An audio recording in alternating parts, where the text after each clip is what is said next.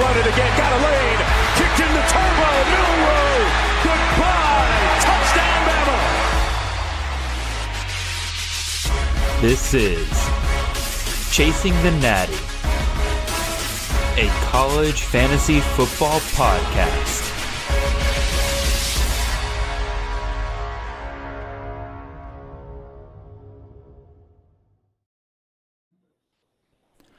All right, good evening, everyone. This is Jared Palmgren, host of the Chasing the Natty podcast. I hope you guys are having a wonderful Sunday evening here. We are back once again with another live show for you guys. Tonight, I have on Mr. Chris Battistel over from Fantasy and Frames. He'll be joining us as our featured guest tonight. We've got another great show for you guys tonight. We are doing a live Power 4 only CFF draft tonight. Again, the last couple of weeks we've been doing FBS, like full FBS.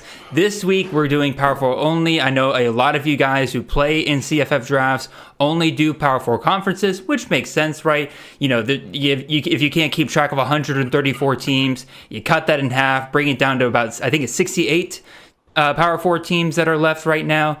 And so that makes it much more easily accessible for you, only keeping track of, you know, just twice as many teams still as the NFL. But regardless, a lot of you play in leagues like that, so we're going to do one of those kind of drafts tonight. And like I said, tonight we have joining us Mr. Chris Battistel. Chris, how you doing tonight, man?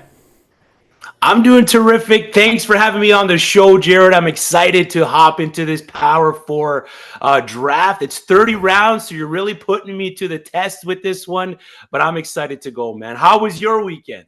My weekend's great. I just turned off the UFL championship. My Birmingham Stallions absolutely crushing the San Antonio Brahmas for their third consecutive championship. I guess technically the first because it's the first of the UFL, but man, I'm counting as the third one. I can't say I'm bandwagoning because, you know, the Birmingham Stallions are technically the closest UFL team that I have, so I'm rocking it. I had my shirt on earlier. I changed since then, but it's been a good weekend. It is, again, we've been working hard on the CFF guide. We got that coming out next month, and so I'm trying to keep up with that and everything like that. It's been a great time. So, yeah, man.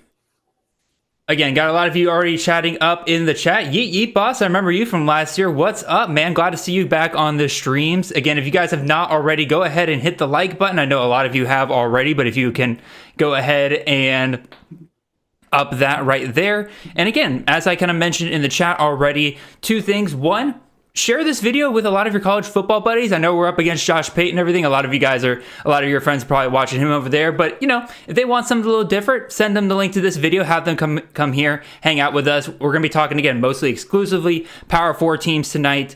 So it should be a lot of teams that your friends are fans of right here. In addition to that, the chat is open for you guys. We will be answering y'all's questions pretty much throughout the night. I will be prioritizing questions that do deal with Power 4 teams, given the theme of tonight here. But obviously, if we run out and you guys just are dying to ask about Hawaii or San Jose State or UL Monroe or something like that, we'll get to that here. But for now, I think it's best that we go ahead and head on over to the stream page here, get that up and going. You guys can see the chat right there. Again, we will do our best to keep up with your questions here tonight. So, Chris. Yep. What all have you been doing to get ready for CFF this year? I know that you have talked about potentially doing some stuff over at Fantasy and Frames. What kind of stuff are you doing, man? Yeah, myself and Mike Haas, we fired up the 1 Foot Down podcast on the Fantasy and Frames podcast network. We had a few episodes at the start of the new year where we covered transfer portal, new spring practices, and we got into some of the favorites for us heading into 2024. We're currently on a little bit of a hiatus while we work on our rankings, quarterback, wide receiver, running back, tight end. And then as July kicks in, we're going to come back and then have shows where we break down all of our top rankings for each of the positions. So we're excited for that. And then I'm also with Club Fantasy, and we're working on some college fantasy stuff in the background. So we're getting excited for that, geared up for the college fantasy season. I mean, NFL is great and all, but man, there's nothing like Tuesday action football. And when you have fantasy players on the line on those Tuesday games, I mean, Thursday NFL is okay. Sunday night, Monday night's all right, but Tuesday night action is where it's at, baby. Man, what I'm hearing, man, is like you're working with two different companies to get college fantasy going, and you are by the time the season rolls around, like college fantasy players this year are going to get spoiled with content like they've never had before, right? Like obviously you got us at Campus Again, you got the CFF site, Fantasy Points gearing up with their stuff, but by the time August rolls around, man, like you guys are going to be putting out some college fantasy stuff. I know Ricky Big Board's going to be putting out some stuff already. Like you guys are, love it. All of you guys out there listening don't even realize how spoiled you're about to be. So a couple of things about the draft tonight. I do see y'all talking about some questions in the chat on what all was included in tonight, especially the teams. Some teams that are kind of on the bubble, especially those independent teams, right? Notre Dame, yes, included in tonight. I think most Power 5 drafts or Power 4 leagues will include Notre Dame as well. This is going to be controversial. I did leave out Washington State and Oregon State. I'm sorry, I hate to say it, but there's a reason why those programs kind of got left in the dust with the Pac-12. And like, quite frankly, if you look at their schedule, they're playing a Mountain West schedule. And so in my mind, they are pseudo Mountain West teams at this point, in the same way that Notre Dame's like a pseudo ACC team at this point. And so I left them out for tonight. It does limit our player pool just a little bit more here, but that's the way I'm going with it. A recap on just the general guidelines of the draft. We are going 30 rounds, so we are going quite deep here. It is going to be 4-point passing touchdowns. It is going to be full point PPR with this draft. In terms of the starting rosters, again, you got 2 quarterback, 2 running back, 3 wide receiver, 1 tight end, no tight end premium, still full point PPR for them though. 1 tight end, 2 flexes, and then obviously just the rest of your bench from there. So that's what we're rolling with here tonight. Obviously, it's a Power 4 only draft here, Chris. You're at the 1-2, I'm at the 1-8. Mm-hmm. How does your strategy change going into a Power 4 draft compared to just a full FBS draft? I think with the Power 4, because of the limited player pool, I'm going to target players that I might let sink a little bit in the bigger draft. So quarterbacks and tight ends, I might reach up for a little bit early because there's a fewer amount of high-profile players at those positions. So usually in the 130 team drafts, I might be waiting until the 9th, 10th, 11th round to pick my first quarterback or even my first tight end. So with the Power 4 drafts, limited player pool, I'm okay reaching up if I have to, even a 2nd, 3rd, 4th for that elite quarterback. What about you, Jared? Do you approach it kind of the same way? I honestly fully agree with you. I found myself surprised when I was setting my queue for this draft when I was saying like, actually, I might be willing to kind of reach up for some of these quarterbacks that I would normally wait till like the 5th, 6th round. Maybe I go ahead and grab them here in like the 2nd or 3rd round, just based on who maybe falls to be here. And you're there at the 1-2, Chris. Like usually in a full FBS draft, it's like Ollie Gordon, Ashton GNT coming off the board. And so you would think like, 1-1, Ollie Gordon, clearly, right? But given how much quarterback kind of gets kneecapped here in a Power 4 draft, like, would you, if you were at the 101, which, by the way, OT is now on the clock here, so I guess we'll ask this while OT's on the clock, would you consider taking Dylan Gabriel at 1-1? I would consider it just because of the offense that is at Oregon. But, I mean, I'd be hard-pressed not to take Ollie Gordon because there is no Ashton Jeanty. He's high and above a lot of the other players at the position. So I'm going to secure that elite player, Ollie Gordon. We know what he's going to give us. So taking him at the top of the draft, I'd feel much more comfortable letting the, maybe top 3 quarterback slide a little bit and then fit myself into the group after that. Gotcha. While securing a player like Ollie Gordon, man. Speaking of, Chris, you're on the clock now. Ollie Gordon does get taken at 1-2, so who are you going with at 1-2? I'm going to go with my wide receiver 1 for college fantasy this year. The injury scares me a little bit, but I think he'll be okay. That's Tet McMillan. There's 3 great wide receivers that I was considering at this spot. Tet McMillan and the 2 others. I don't want to table talk too much right now about the other 2 players. I'll let them get drafted first. But it could have went either way for me. With no Ashton Jeanty here, Ollie Gordon, then I'm going to scoop up an elite wide receiver, man. Yeah, sounds good. And there goes Dylan Gabriel at 1-4. I figured he'd come off the board soon. Luther Burden there at 1-3. Like, it's pretty much chalk at this point. This is exactly kind of how I expected this draft to start here. I personally probably would have considered Dylan Gabriel at the 1-2 spot there, just again because of how much quarterback does kind of drop off a little bit behind him. He is one of those 3 top tier quarterbacks for this year. I'm curious to see what I can get to follow me here at 1-8, and really, quite frankly, I don't think there's going to be that much. I do have my eye on one specific player here. Bobby, I do see... Well, I'm not going to say that. I'm letting you know. I would say, Chris, for the people. I would say you've been in enough of these drafts now or you've been in the audience enough times to know for a fact that these guys are like little piranhas sitting out there ready to snipe any player that I mention here. Yeah, man. Again, I'm hoping Rebel here does not take my guy here. We'll see. I do have a very specific guy that I'm wanting to kind of nail down here. I will say it is a running back. And I'm hoping that I can kind of lock that position up here real quick. Bobby, I do see your question there about, dang it. All right, sniped right off the bat here.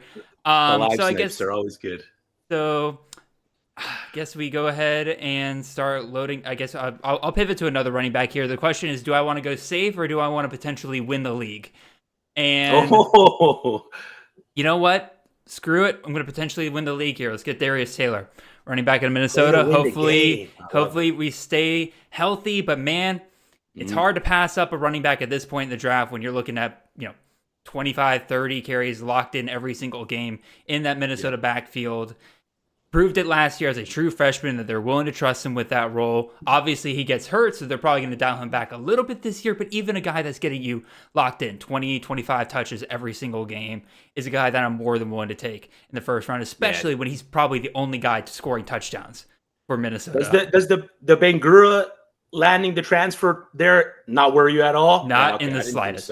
Not in the slightest. No, I am more, again, I take it more seriously than I did Sean Tyler last year. I was never on the Sean Tyler train last year. That was one of my takes that I was like willing to ride or die on. That like Sean Tyler was never going to be the Minnesota RB1 there. And they tried at the beginning of the year. They very quickly figured out like this guy ain't up. I wonder, ain't the one. Brandon, are we going to time out here, buddy? Oh, he's in the draft room. He's got 3 seconds left. Can he make it? And he got it. And he takes Tez Johnson, which is a perfect opportunity, I think, to answer Bobby's question here. Bobby in the chat asks, will Tez Johnson or Evan Stewart be the wide receiver 1 for Oregon? So, Chris, who are you projecting at that one spot there?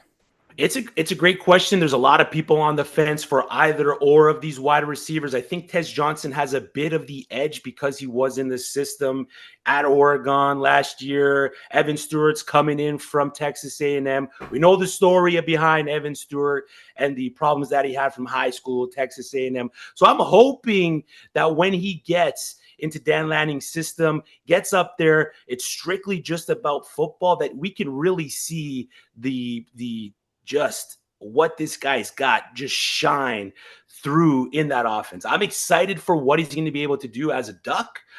So in my opinion, I got Evan Stewart just above Tez Johnson.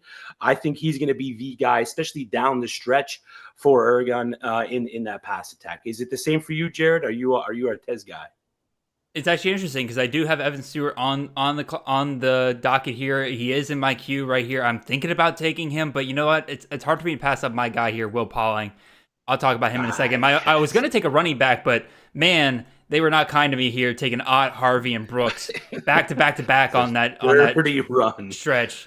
I'll take Will Pauling here. Evan Stewart's going to be a great pick for whoever picks him up here. I will say, I actually think my answer might change between Tez Johnson and Evan Stewart based on whether or not it is a PPR league or not. I mean, Johnson's target numbers were just absolutely insane to finish last year. And a lot of people will say like, oh, that's Bo Nix targeting his younger brother. And I think there's some validity to that, right? But at the same time, like you see in a lot of systems that the slot is who gets the monster targets, right? That's where they get like, that's the easy, usually quick catch. Let them kind of take it out or take it for some yards after catch after that point. And so in PPR leagues, I'd probably say Tez Johnson. In standard leagues, I actually might be more inclined to Evan Stewart because I think he, again, playing on that outside role, they love, like, hitting it downfield on the outside there. Dylan Gabriel knows how to throw that ball very, very well. I think that he'd probably be my first pick off the board in a standard league compared to Tez Johnson. Yeah, I like that. That's fair points there. The scoring settings is going to determine a lot of the value with a lot of these players. I could see it go either way. So let's talk about our second round picks here, Chris. I took Will Pauling out of Wisconsin again, a guy that was averaging almost 12 targets per game to finish the season. Phil Longo's slot wide receiver, easily one of the most bankable positions you can find in college fantasy. We saw Will Pauling really step up in that role towards the end of last year. I think he gets an upgrade at quarterback this year from Tanner Mordecai to Tyler Van Dyke, who I still think is a guy that with a good year could end up on an NFL roster next year. Probably not the first round pick like some people were projecting just a couple of years ago, but I still think he's a guy that could end up on an NFL roster. So I'm going to take his number one wide receiver there with Wisconsin. I'm loving the start that I have here. I'll probably try to solidify running back a little bit more here in the next couple of rounds, but we'll see what kind of falls to me.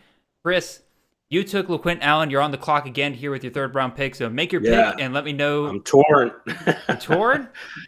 I'm torn between the guys I wanted to pick in the third round here. I like what Kevin Concepcion did last season at NC State. Looking forward to this season. I don't know if he's going to be able to produce the same, but just because of what they asked of him in that program, I don't know if they're going to lean on him as much there with the pieces that they have coming in. So Kevin Concepcion is a player in CFF that I've kind of pushed back a little bit when creating my rankings.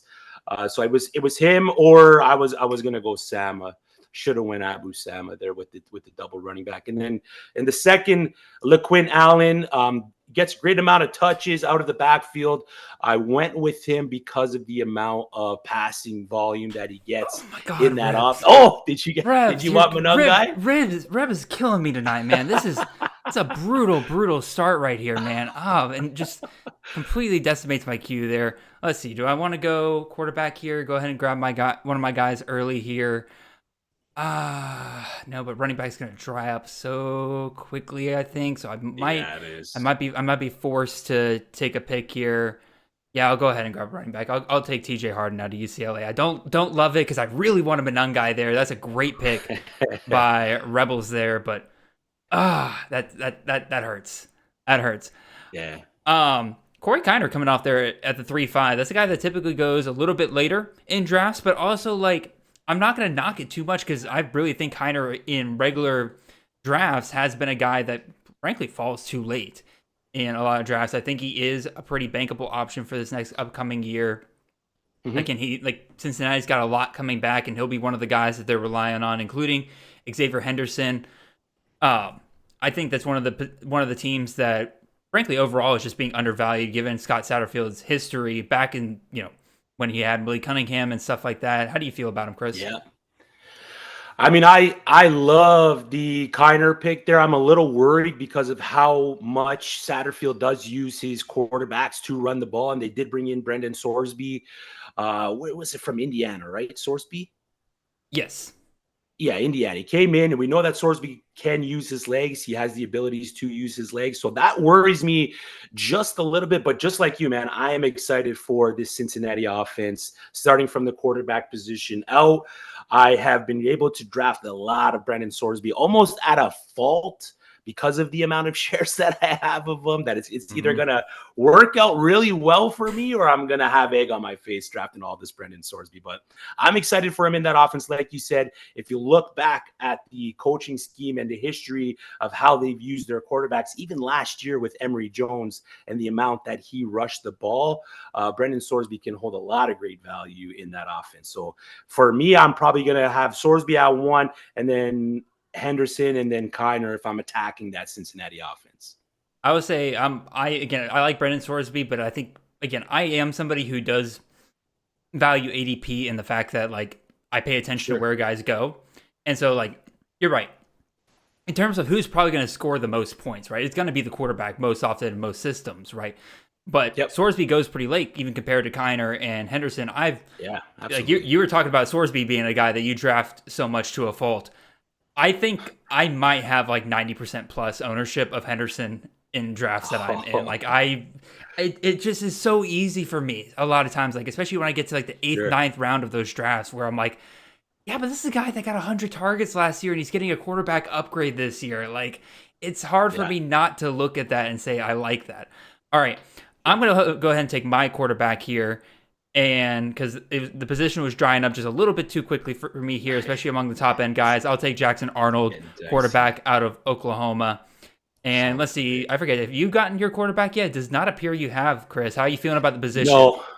I mean, like you said, it's starting to get a little thin out there. There's a couple guys that I have near the top of my rankings that are still on the board that I could see myself getting here in the 4th round, maybe 5th.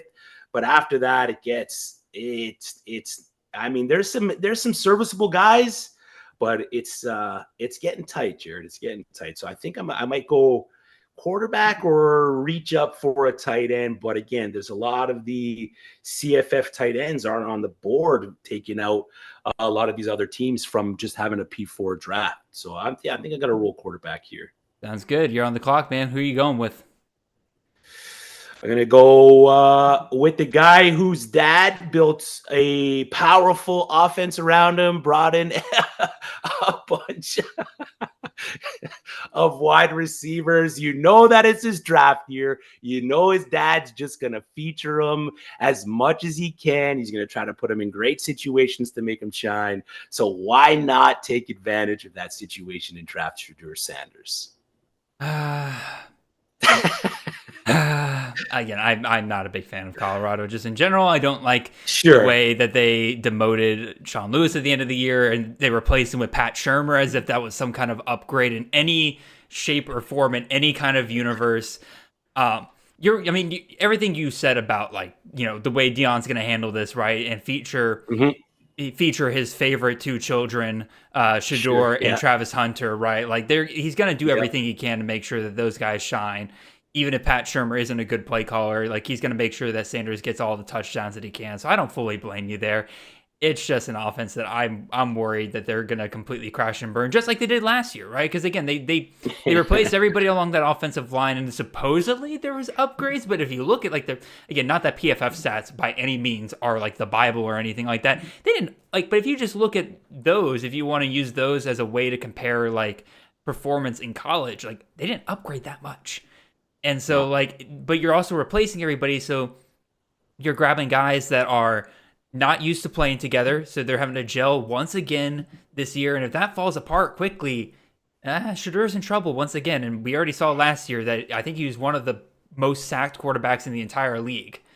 And so that could easily impact you there. But, with quarterback drying up, I kind of get it. I'm just personally averse to Colorado at this point.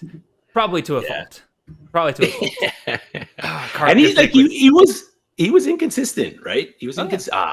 Damn it, man. Jeremy Bernard's just been a guy.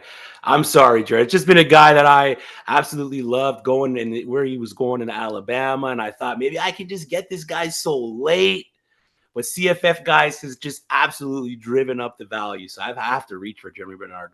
I mean, I was 3 rounds before where I would take him. I mean, he was at the top of my queue here. I was fully ready to take him here in the 5th round. So Carp, great pick there, and great pick by Kane with Malachi Fields. I'll just chewing up and spitting out my queue tonight, y'all. Y'all killing me with this draft tonight, man. Like, I'm sitting here wondering. Oh, I'm on the clock already. Good Lord.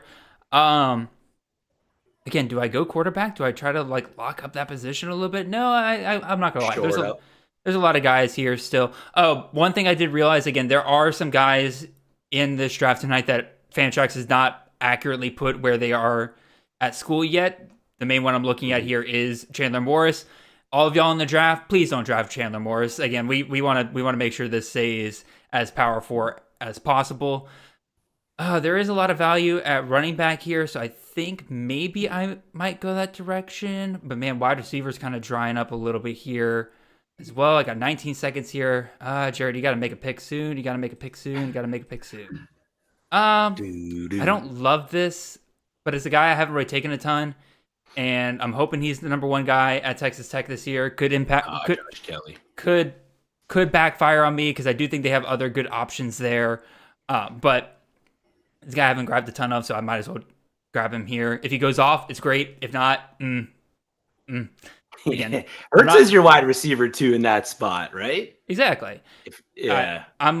But also, again, if that passing offense does get going, I don't think Kelly will be worse than the wide receiver 2. And in a best ball format like we have here, it's not going to hurt me that much. Like having the wide receiver 2 on a fully functioning Zach Kittley offense, I'm cool with that. All right, I'm going to go ahead and load up my queue here, some of these running backs, because there's actually some good value on the board here that I kind of like. And so I'm sure that means the next 3 picks here will all be running backs. But joke's on you all, I have 4 in my queue, and so you can't take all of them from me. Oh, geez. How's your off-season been? Well, I guess off-season in quotation marks. Has it been pretty busy for you? Oh, it's been very busy. Again, we're in the middle of it right now between me doing 2 shows a week, preparing for the CFF guide and everything like that. I didn't realize how busy I was going to get all of a sudden here. And I'm doing the CFF Dynasty podcast once a month. So I realized yesterday, I'm like, I've done 5 shows in an 8-day span. I'm really cranking things out right now. Chris, we got our first tight ends off the board here. Got Rondé Gaston there at 5'12", Heathy at 6'2". How are you feeling about the tight end position? We don't really talk tight end a ton, but do you think that we're going to see a big run here soon? I think in these next 2 to 3 rounds, we'll see a good number of tight ends coming off the board. It's just hard to predict what these tight ends are going to give us in some of these systems. So it's either you're going to get like an Rondé Gaston or a Keithy, or you're waiting until the next 5-6 rounds if you don't feel like these guys at the top of the list are going to give you any kind of positional advantage. There's a couple guys that I have in my queue that I think I can get a little bit later at the position. So missing out on Rondé Gaston and Keithy. For me, I think I'm just waiting because you said it was no tight end premium, right? No tight end premium, just full point PPR. Yeah. Yeah, so I'm probably gonna wait. How about you? I know you were a big Gadsden guy last year, and the injury kind of sunk him a little bit. So are you expecting big things for him this year at Syracuse? Oh, absolutely. Again, my only worry, right, is obviously a whole new coaching staff there. Obviously, they like him based on what you hear, but they also have, in my opinion, a legit trio of wide receivers to go along with him now. Zeed Haynes is a guy that I really think over the next couple of years, I don't know how much he'll be a CFF asset per se, because again, I have no clue how Nixon is going to run that offense over the next couple of years. I don't know how much they're going to funnel it to him, but he's a guy with burner speed. He's a guy that Fran Brown, the head coach of Syracuse, absolutely loves. There's a reason why Zeed Haynes followed him to Syracuse from Georgia. He's got absolute burner speed, can absolutely take the top off some of those defenses there in the ACC. You got 3 seconds left there, Chris. You gonna make a pick? Yeah, I got it. Okay. Sweated that one. And sorry, man. all good. But that's the main thing I'm concerned about with Rondé Gaston, right? Because before he was tight end eligible, and he was clearly the best target on that offense. I'm not so sure that's the truth anymore. And we'll see how it goes. Again, it could very well be he's still the top target there, and I'm just worrying for no reason whatsoever. But at the same time, I completely understand why he's going as high as he is. And especially now that Dalvin Smith has been neutered with his tight end eligibility being taken away.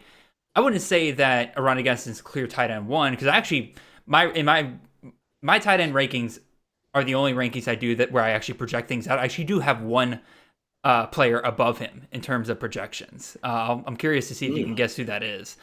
But I would say that, again, very much kind of shrinks that top tier and why people I could see them going after him a little bit more. Yeah, I like it. So you took Trevor Etienne there. Oh, good. Yeah, I mean, I was I was on the fence with a couple guys there, so I kind of panic picked Etienne. I know you probably know better than me. Is he missing any time? Has that been clear? He should be good to go. So there's still talk about him missing 1 game at least. It's just a matter of, do they do Clemson or do they do the week after when they play an FCS opponent, right? He's going to get punished. Now, a lot of people will sit there and say oh, this is just Georgia being Georgia again if he doesn't miss any time. I don't think people realize there's so much behind the scenes that you don't see go on. And all indications have been that like ETN knows he's screwed up. I almost cursed there, but he knows he screwed up like big time, and all indications have been like he has been going above and beyond to like make it up to Kirby, the team, and everything like that. Because a lot of people are like, oh, like Georgia hasn't solved the issue. I'm like, well, I mean, he was new to the team, right? Again, a lot of the guys that are on the team now obviously were there when Devin Willock was killed in his car crash last year, and they really kind of let him know, like, hey, don't let this happen again. So we'll see. All right, I'm gonna go ahead and take my tight end, and thank you, Ben. Sorry if this is the guy you're looking at. Or you're influencing me well in the chat here. But I'll go ahead and take Luke Lachey. This is a guy I loved last year. I took so much of him. I'm ready for him to be back. I'm ready for him to be healthy. He'll be the top target at Iowa again this year. Yeah, their offense is going to suck again. But I'm not, again, if there's one thing you can count on is an Iowa tight end doing well. And hopefully their offense does get a little bit better. So I'll take Luke Lachey there. I'm pretty happy with that. So to answer your question from before, Chris, yes, I'm willing to reach up for a tight end here. Yeah, I could have waited. There's a lot of guys that I like taking shots on, but man, I love me some Luke Lachey. So he's one of my top 5 guys coming into this draft in terms of tight ends. I'll go ahead and grab him here before everybody else starts sucking up the rest of the tight ends. Yeah, it gets slim fast, man. I've noticed that a lot, especially running these CFF best ball drafts. Like if you don't try to draft an elite one early, you're throwing darts, man. You're going to get behind the 8-ball quick at the position. And in those best ball drafts, that can be what separates a winning week from a losing week, is that tight end position, because someone maybe drafted 2 elite ones or an elite one, and their tight end's getting 13, 14 points, and your tight end's stuck getting 4 or 5. So you want to make sure that you reach up enough where it's not detrimental to you, where you're losing value on the other positions. Yeah, exactly. That's why I almost never take the first tight end off the board in a draft. Yeah. Unless like I know for a fact, like last year in my home league, I threw everybody off because we had two tight ends, and I was on the turn in that draft, and I took Bowers and Aronda Gadsden just to throw everybody off there. But that was, again, it was a home league, so I was willing to mess with the guys. But some other kind of strategy questions. Again, Ryan's putting some good questions in the chat. I'll try to combine some of his here. I'm also going to go ahead and take Jaquavius Marks out of USC here to kind of shore up my running back room a little bit more. I do need to start taking care of wide receiver just a little bit more as we kind of go here, because wow, there's a lot. I just looked at my rankings, and man, does it drop off pretty quickly after a certain point. But Ryan's asking some kind of strategy questions here, right? And what can we expect from a Power 5 draft? Obviously, we're 8 rounds in. We're looking at potentially, like, we're looking at doing 30 here. What kind of players do we start looking at in like the latter half of the draft, right, Chris? Because in a full FBS draft, even with 30 players, you're still pretty much taking starters by the end. But when you take out half the teams, that latter half of the draft, what do you kind of start looking for when it comes to like wide receiver 2s, running back 2s? Like, do you stick with starters no matter what, or do you start handcuffing more? How are you going to approach this? Yeah, well, I try to stick with starters as long as I can, and then I'll pivot towards, like you said, handcuffs at the back end of the draft. And then that's also when I start trying to find true freshmen coming in that may have a role in their offense that maybe no one's looking at, that I can scoop up and draft late. So that kind of value is what I'm looking for late in the drafts. Give me the freshmen. Sorry, I'm just going to make my pick here. Go right ahead. Give me the where do I want to go with this? YOLO ball. Went with Travis. Oh man, I was actually thinking about drafting him because, again, wide receivers drying up so quickly here. Yeah, I mean, he's probably gonna have some games where he absolutely puts up donuts, but I think I'll take the chances there. But yeah, back end of the draft, secure your handcuffs. Try to find situations on teams where transfer guys are either making a name for himself or kind of falling off, because to me, CFF, C2C, Devi, information is king, man. Yep. Whoever has the information the quickest or the best information is going to be the most successful. You guys at C2C have what I like to label the roaring kitty of college fantasy football in volume picks, Justin there. And when that guy drops a tweet, I have to move whoever he drops up my draft board at least 3 rounds. It's just ridiculous, man. He can make an article about some schmuck at Kennesaw State, and everyone's drafting that guy in round 2. So, I mean, information is king. So if you can get the information, that'll help you find the value in the back end of the drafts, whether it's true Chris, freshman. you're on the clock, by the way. Yeah. Just wanted to make sure you knew that. True freshman, yeah.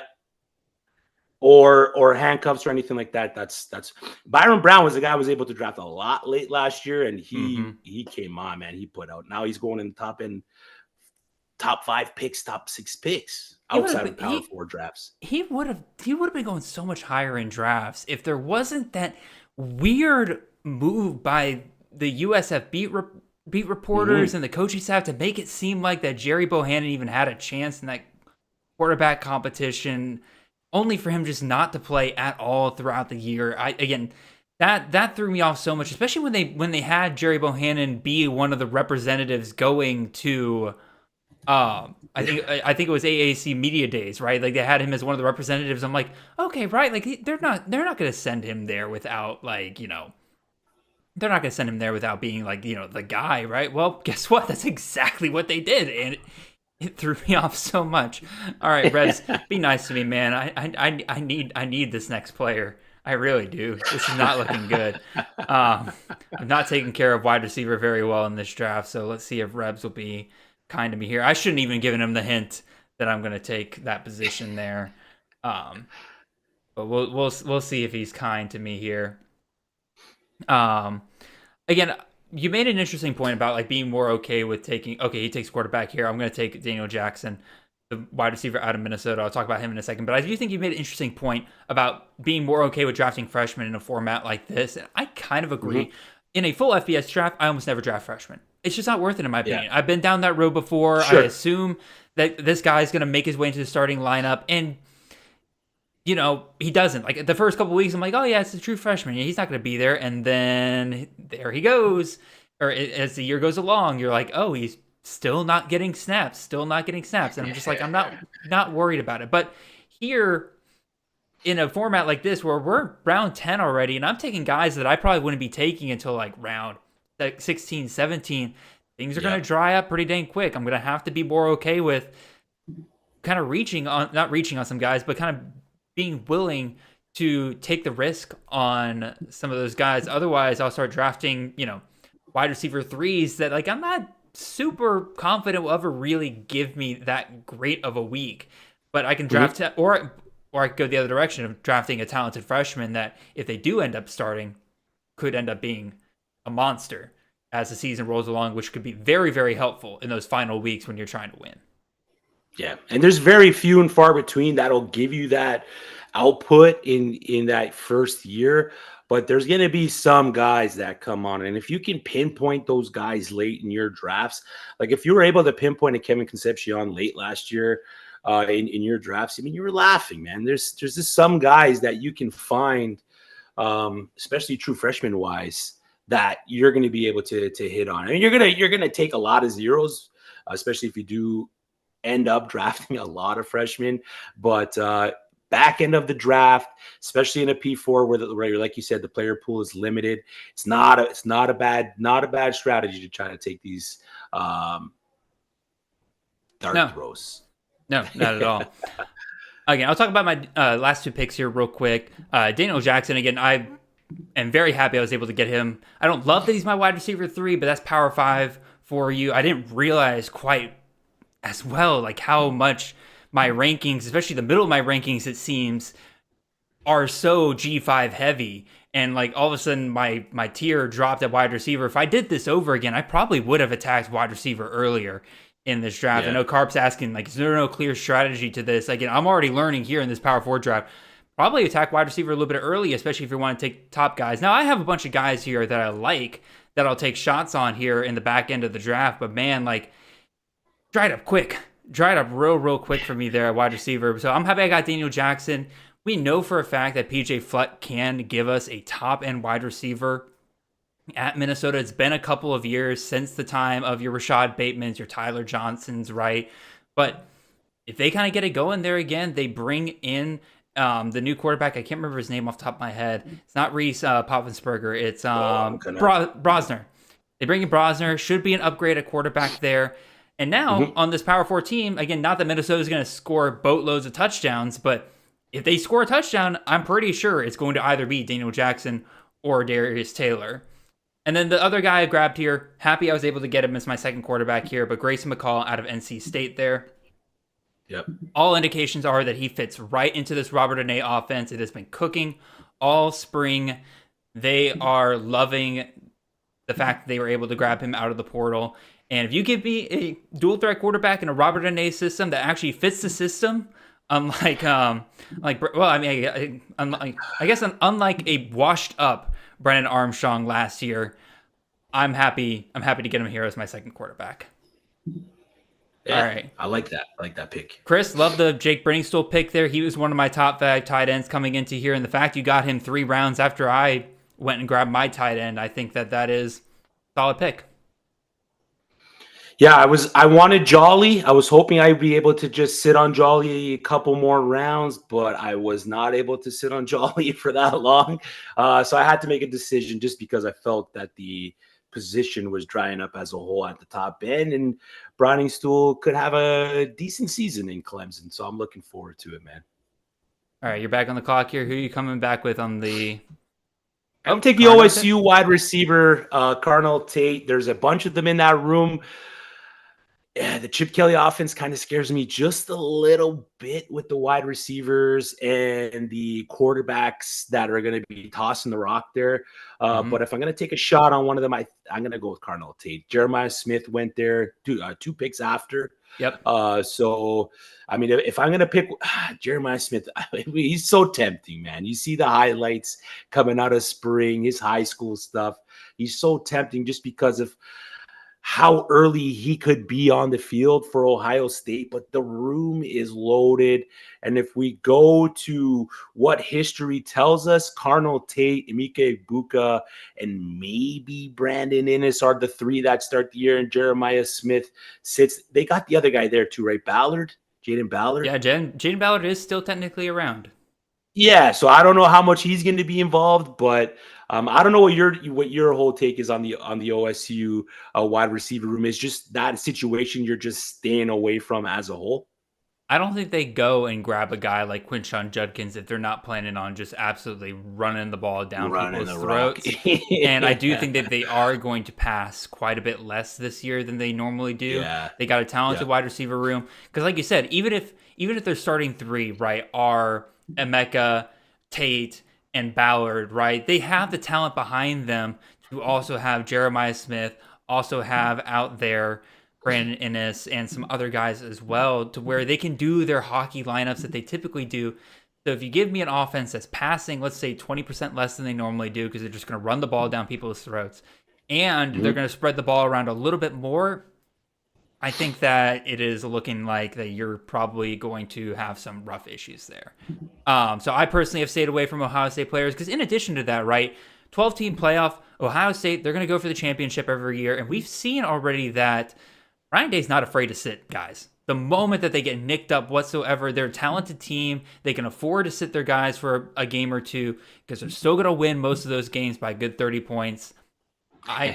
I think that is the risk you kind of run with a team like that has their eyes so focused on winning a national championship, especially this year, given all that they spent in the portal with a lot of the top end guys. Like they are clearly gunning for a championship or bust mentality this year. Yeah, I agree. Which is nice for you, right? Oh, yeah. Nice for me. Oh, no, you're a Georgia guy. Sorry. Didn't mean to offend. Yeah. Didn't mean to offend you. Yeah, sorry. My bad. No, you're good. All right. I'm going to start. I kind of have to start taking some shots at wide receiver here. So I'll go with the guy. This is where, again, I'm in the Power 4 draft. I think I'm going to be a bit more comfortable just shooting for talent and hoping that we're just wrong on some of these wide receiver rooms in terms of who should be going first. I see the top wide receiver for this team that we assume will be the top guy went there in the 5th round. But I'm kind of hoping that Jonte Cook gets a similar role to what Adonai Mitchell was able to be last year, in addition to Xavier Worthy, right? Either because he's getting more touchdowns, or also like he just becomes a bit more of a reliable guy in bigger moments for Quinn Ewers. I love the talent of Cook. In fact, if I put Bond versus Cook up next to each other in terms of like a Devy draft, I probably would still take Cook, even though I know Bond could go to the draft this year. I know that's valuable in Devy, right? I probably still take Cook because I just think he's a better wide receiver in that format. And Bond's great, but I do think Cook, there's a non-zero chance that he is the wide receiver 1 for Texas, and that's kind of the shots that I have to be okay with here at this point in a Power 4 draft, which is crazy because we're not even halfway through this draft yet. Yeah, I know. With the Power 4 drafts, are you more inclined to get into the wide receivers or running backs that transfer from the smaller schools? Because I know in the bigger FBS drafts, you kind of want to just push those guys back a little bit. But are you more inclined with the limited player pool, like guys? Not to. Let me just make there's guys like Chris Mitchell and the guy from Auburn there, Robert Lewis, who transferred in. So are you more inclined to take shots on those guys in these mid rounds? Probably on the mid rounds, but again, in general, I have to be more comfortable with taking shots on guys like that. I'm very big on not taking a lot of the guys coming up from G5 to Power 5. Yep. In regular drafts, I've made that very, very well known for the most part. But again, like similar to freshmen and everything in this draft, like I have to be more comfortable because again, we're not even halfway through, and I'm already taking a guy like Jonte Cook, who I'm like not typically looking at until like I get into the 20th round. Roderick Dobson asks, which site is best for college football? Are you asking in fantasy or just in terms of college fantasy? Because obviously Fantrax is the only website that offers college fantasy, the actual game.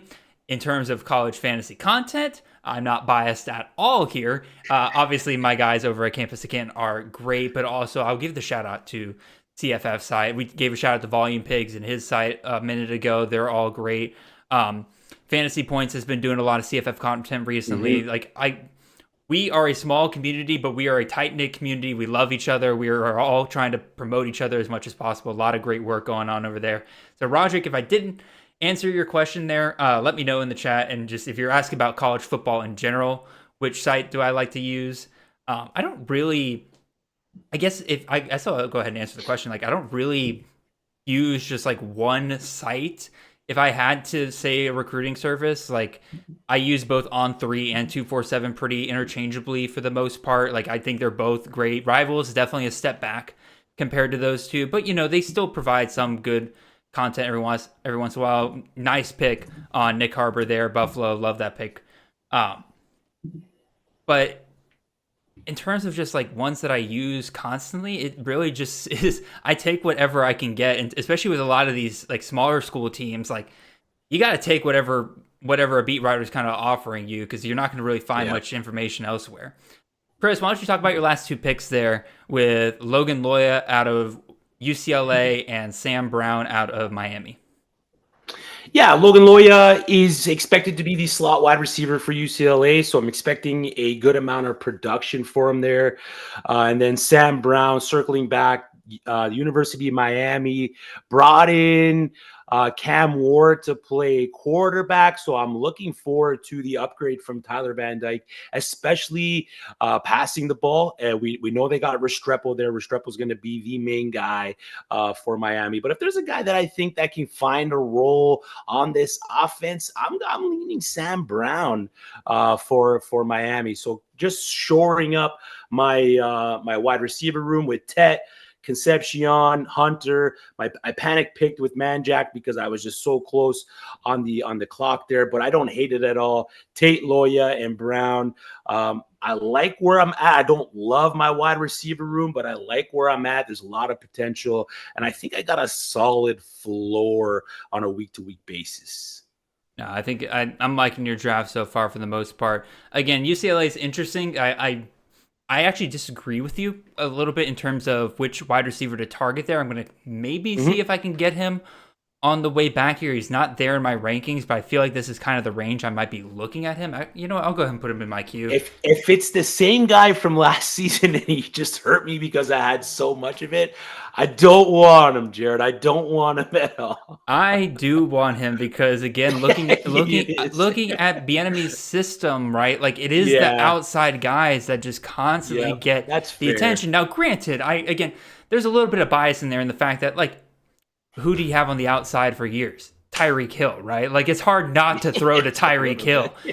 And, like, maybe it's just a scenario where the best wide receiver is out there on the outside.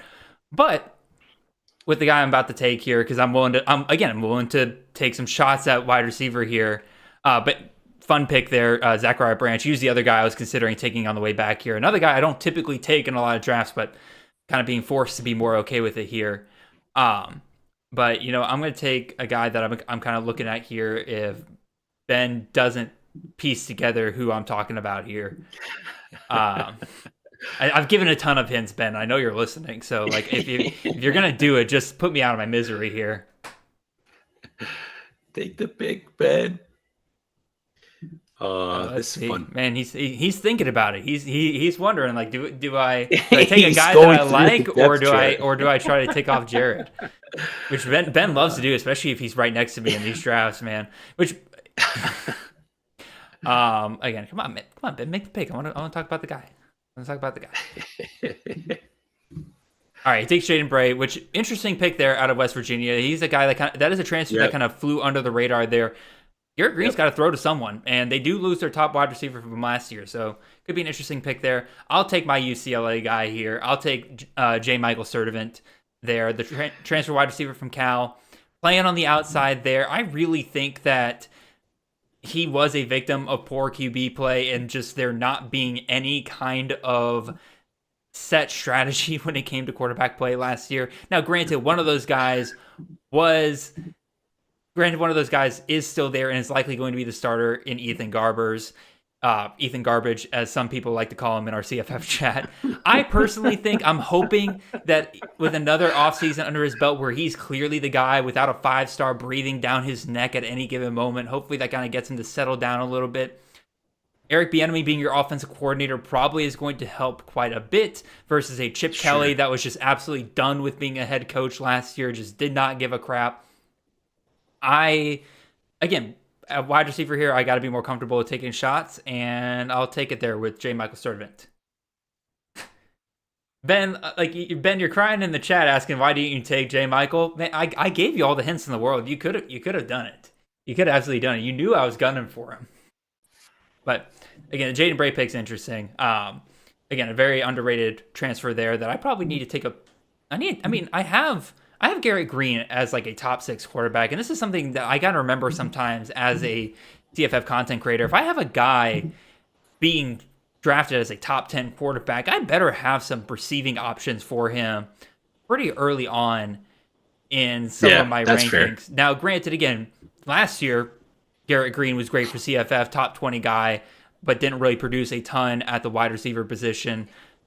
And so there is like a scenario where that happens, right? But there is a scenario where that happens, but at the same time, like, it's just good process to understand, like, if you got a top end quarterback, you probably should have his receiving options. Now, Cole Taylor, who I actually think might still be on the board here, so apologies if anybody was looking at potentially drafting him. No, I think he is off the board. Let me see. Where is he? Is he just, did I not put him in my rankings for some reason? Nope. Yep. I guess my rankings are off on the website here. But Cole Taylor is probably the guy I would shoot for in that West Virginia offense. But Bray's an interesting one. You took Malik Benson there. You're not afraid of that injury? Yeah, I'm a little nervous. Yes, the talk was that he should be ready for the start of the season, and someone's got to catch the ball from DJU. I think it's most likely probably going to be the tight end. But if I had to put a wide receiver in this room that is going to be the guy for DJU, I'm gonna put Malik Benson in there, man. I liked what he was able to do, or I liked his talent at Alabama when he transferred into Florida State. I got excited. My ears perked up. there's not a whole lot in that room because of Keon Coleman's gone. Hakeem Williams is there. There's been a lot of hype around Hakeem Williams over the past week or so. I'm gonna roll the dice with Malik Benson there and hope that the injury isn't something that bothers him heading into the start of the season and rolling out into the rest of the season. So I'm a little nervous, yeah, but not overly nervous. And you're 100% right. Like, who else are they going to throw to, right? Like, there's literally nobody else there. Again, Kyle Morlock is the guy that I'm a little bit more interested now as I've kind of like that's the guy. Yeah. Done a little bit more research. But yeah, again, you're right. I'll let you talk about who else you take. Katron Allen, love that pick by the way. A great guy for, if Singleton goes down, Katron's going nuclear. I don't see a world where he doesn't. Ben, I know you're listening. Get your homer pick alert ready to go here because I'm going to give you the guy that actually is going to benefit the most from Brock Bowers leaving for the NFL, and that's going to be Dominic Lovett, the wide receiver out of Georgia. Yes, Georgia has not produced a 1,000-yard wide receiver since the days of A.J. Green. Yes, I am fully aware of that. I am still not sure that Dominic Lovett can reach 1,000 yards this year, but man, when you got an offense, yep, there you go, Ben, appreciate it. When you got an offense that was top 5 in college football last year, right? And you give me the guy that's going to get the most targets in the offense, a guy that sits in the place where Carson Beck does most of his dirty work, that is over the middle of the field, I'm going to take the shot there. I love it with Lovett. Mm-hmm. He got over 100 yards in the spring game. You got a little bit of a taste of what is to come there in the spring game. Again, when I'm struggling here at wide receiver, it helps that I root for this team, but I think that's the kind of guy. I think that's the kind of guys you got to look for. Yeah, guys that are going to end up being number 1 guys on their team, and hopefully there's a good ceiling for him there as well. But we will definitely see. Yeah, I was going to ask which is going to be the wide receiver to own in Georgia once a lot of them started going off the board. I think I just got my answer, so I'd have to scratch that question off my sheet. But I mean, again, it's like you said, it's even the backfield. Like, I don't even know if Etienne's going to be the guy in that backfield because of how loaded we know Georgia backfield has been in the past and even right now. Both Robinson's there. Andrew Paul just transferred out. And then they got the freshman in Nate Frazier, which probably won't see a lot of the field early, if at all, his first season. But it's been hard to pinpoint which one I want to take. And every time I end up with Etienne. Etienne's a great pick. Again, yeah. Branson Robinson, I'm rooting for him. That injury was nasty. And people don't realize that, again, people are saying like, oh, he'll be back for the start of the year. No, he won't be. We will be lucky if we see him halfway through the year and we see him in the back half of the season. Even then, I don't know if Kirby is going to risk putting him, like, they're gonna take their time with Branson as much as possible. There's a reason why they brought in Etienne, because as much as people are like, oh, that backfield for Georgia's loaded, like, it's really Etienne, Roderick, and then 3 freshmen. That's really, I mean, you got Cash Jones in there as well, right? But for the most part, like, it's a lot of question marks there. And I think that's part of the reason why Etienne, I think, is a better CFF pick than a lot of Georgia backs have been over the last couple of years. Because, one, he's the best all-around back that Georgia's had really since DeAndre Swift. A draftable option in the near future if you're waiting on that next Georgia running back for the NFL. But I lost my train of thought. But basically, yeah, going off of Georgia again, Etienne's the guy to own right now. Roderick Robinson, again, if you're looking for a handcuff, not a bad one. If Etienne goes down, I don't see how Roderick Robinson doesn't get 20 options per game. I'm going to grab my second tight end here, a guy that I think has been going off pretty late for a guy that was a pretty solid tight end option last year. I'll take Bryson Nesbitt there at UNC. I know we're kind of scared of UNC's offense this year, given the fact they lose Drake May. We think that was a huge reason why they were able to continue being offensively dominant, even without Phil Longo there.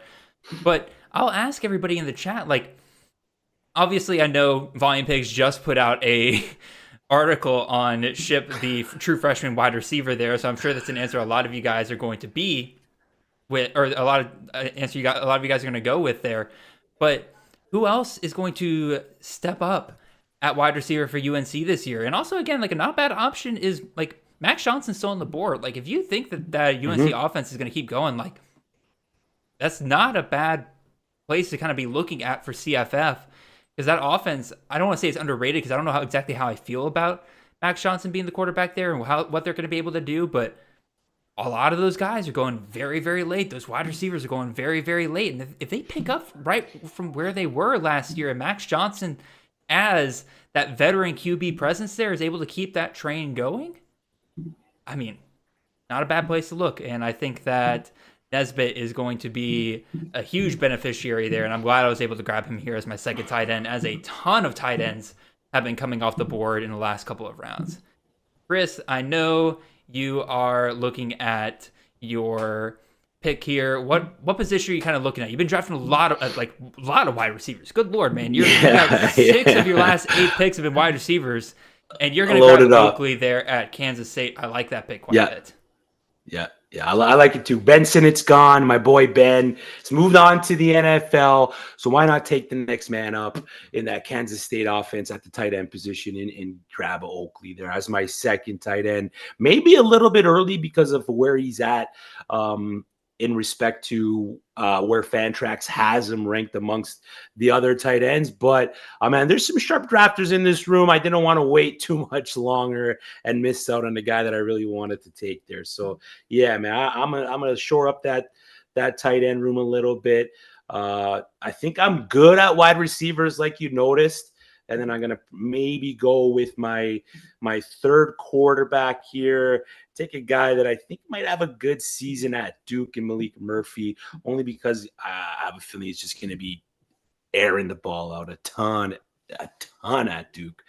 So as my third QB, I don't hate it too much, man. Yeah, as a third QB again, right? Oh, good pick there by Buffalo Shoes. I just loaded Prentice up in my queue.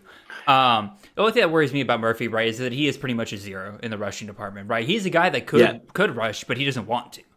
And at a school like Duke, like, it's not a proven system that's going to have you throwing the ball 40 times a game. So he kind of fits the profile of a quarterback that, even though I'm sure he'll provide a solid, 18 to 20 points per week, which is, there's some value in that, right?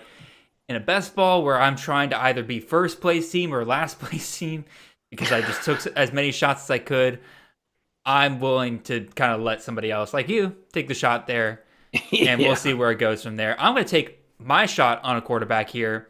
I'm going to keep with a dual threat guy, a guy that followed his coach from his previous school. I don't love that he's staying in this system. I don't love that he's going to a school here that is probably going to be in the bottom 3 in their conference, like, because they got a lot of rebuilding to do over there, but also a dual threat quarterback having to play hero ball could be very interesting for CFF. So I'm going to take Aiden Childs here, quarterback out of Michigan State. Again, he's an athletic freak. I'm willing to take the shot. I'll do a quick reminder here. We're over halfway through the draft here, and I forgot to do this at the end of the 15th round. I kept telling myself, remind the chat, and here we are 2 rounds later because I am ADHD like that. So if y'all are in the chat, if you have not liked the video already, go ahead and take 2 seconds to go hit that thumbs up right down there. It is helping. It helps us out really a ton when it comes to getting us in front of the eyeballs of people who might be interested in this. And speaking of helping the people, or helping us get in front of the eyeballs of people who might be interested in this, you guys take that little arrow down there, that little share option, just send it out to whatever group chat you and your friends have where you talk college football. Have them come join us here in the chat. We have a good time. Love that you guys have been giving us lots of great questions to ponder here tonight. Again, keep it going. Speaking of those questions, don't be afraid to keep loading up on the questions in the chat. Love the variety of options that you guys give us to talk about here. Otherwise, we're just going to keep talking about our teams, and I don't know how much you guys find that interesting. So if you have a topic that you want us to discuss on more, if you see a pick that you think is super interesting, you want us to talk about more, please let us know. It helps us out when it comes to giving the content that you guys want to hear. A pick there in the, I think, 16th round that's kind of getting some buzz in the chat is Dawson Pendergrass, the running back out of Baylor. And I know for a fact, Ben Jacob in the chat, who is a Baylor fan, has been very clear week after week. Every time he sees Pendergrass drafted. He's like, don't draft Pendergrass. Don't draft Pendergrass. Don't draft Pendergrass. On the surface, I see why people want to draft Pendergrass, because we've seen Baylor running backs be productive for CFF before. Think your Tristan Ebners. Think of your Richard Reese there for a minute during his freshman year. Pendergrass, as a true freshman, was a pretty productive option at times. Oh, shoot, I'm on the clock. We'll go ahead and grab a guy I talked about earlier. I'll take Yazid Haynes. This is at the point where I just got to grab guys that I like. I see why on paper people want Pendergrass. But, man, I keep hearing from Baylor fans, he's not the guy to own. Ben is saying Richard Reese makes a resurgence. Chris, how do you kind of feel about Baylor in general? I'm a big Dawson Pendergrass guy. I own quite a bit of him. I'll always pound the drum for him just because of the prospect that he is. He is going to be limited based on his CFF potential and what he's going to output in a week-to-week basis, especially with Reese, like you said, still there in front of him in that room. But he is quite featured in the passing game. And when they gave him a full workload, we saw him produce. We saw him be able to handle that full workload. So, again, he is the ultimate best ball running back in the case where he's probably going to give you the 2 to 3 games where he goes on an absolute rip and solidifies himself as that, weekly RB1 in that week when he does go off. But as a weekly, when you're set your lineup running back, it's going to be hard to trust them not knowing whether or not he has that lead role for Baylor. So on one hand, I agree, don't draft Dawson Pendergrass, especially early, but at the value you can get him here based on the players that are left still on the board, I don't hate the pick at all. No, I can totally get it. Again, I'll be interested to see what people do if maybe somebody takes a shot on Richard Reese here in the back end 10 rounds here. Benjamin Brahmer, want to shout out that pick real quick by Buffalo Shoes there. I think people don't realize that Brahmer was far and away, and I mean far and away, the freshman tight end with the most amount of targets. He already earned that starting spot in a system like Iowa State that's given us the likes of Charlie Kolar before. Clearly a staff that knows how to utilize tight end well. Obviously, they got Higgins. Obviously, they got Noel. So I don't think Brahmer will quite get to those Charlie Kolar levels that we saw at the end of his career, at least not this year. But, what happens if he does? I think, again, getting him here in the 18th round, good pick. Chris, you're on the clock here, man. You are taking Oscar Attaway. That's your shot on the South Carolina running back room. Yep. Personally, I think it's a big mess. I think it was a big mess last year. It was going to be a big mess again this year. But what do you like about Oscar Attaway there at South Carolina? Really, the only thing I like about Oscar Attaway at South Carolina is that right now he's being listed as the guy for South Carolina. Now, I don't know how much that is of them just working Raheem Sanders into maybe the starting role for the Cox, but again, man, this late in the draft, we're entering round 20. The running backs have kind of dried up a little bit. Why not take a shot on a guy that could see a decent amount of playing time? The offensive line isn't the greatest. The team as a whole isn't the greatest. So he might not see a ton of production, but if he can give me that, 1 to 2 games where he goes out and produces quite a bit, I mean, I'll take it. He's shown a little bit in the past. He is transferred. He held a decent role. His pass catching production, is kind of limited. But again, if he can see a good amount of touches at South Carolina, I like the Oscar Attaway pick.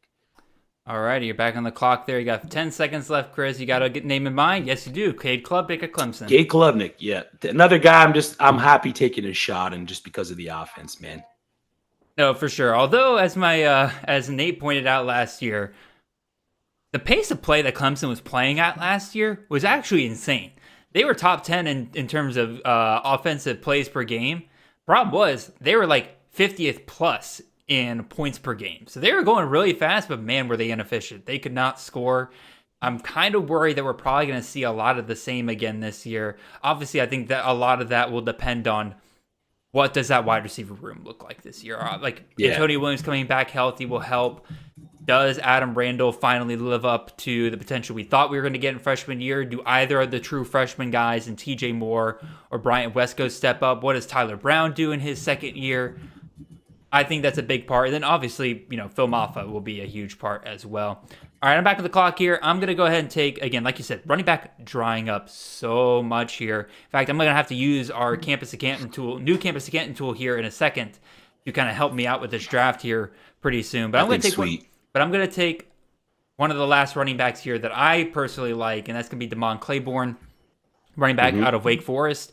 Last year, Wake Forest was an absolute mess in the passing game. Obviously, Mitch Griffiths, who's now retired from football, it was a complete cluster bunch last year.